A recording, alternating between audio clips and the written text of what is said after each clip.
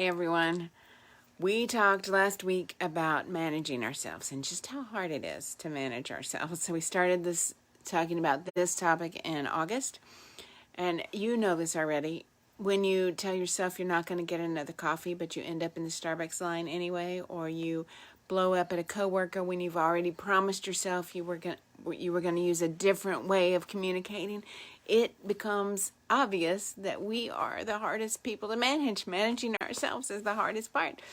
So last week we talked about just using deep breaths, breathing like we were designed to breathe, and what a difference that makes. But this week I want us to talk about emotions versus reason. I know you've had a lot of times when your emotions sway you in a certain direction, when your rational mind is tugging you the other direction. So whenever we find ourselves in this kind of war, back and forth between our emotions and our reason, it seems to me like the best thing to do is to make a list. Of course, I'm a list maker, but making a list, first of all, gets it out of your mind.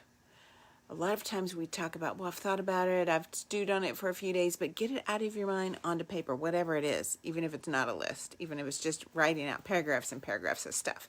But in this case, when we're thinking about our emotions versus our reason, let's make a list.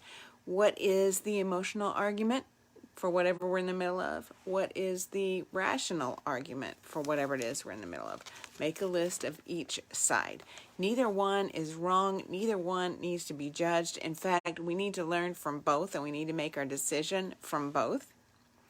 So the list helps us clear our mind, helps us get it out of our mind. Then it helps us use our knowledge while we're taking into account the importance of our emotions, since both sides are necessary. So after you've made the list, here's the really important stuff. Ask yourself 2 questions. So you've got your list of emotional argument, rational argument. Then you ask yourself 2 questions. Where are my emotions clouding my judgment? One question. Where are my emotions clouding my judgment?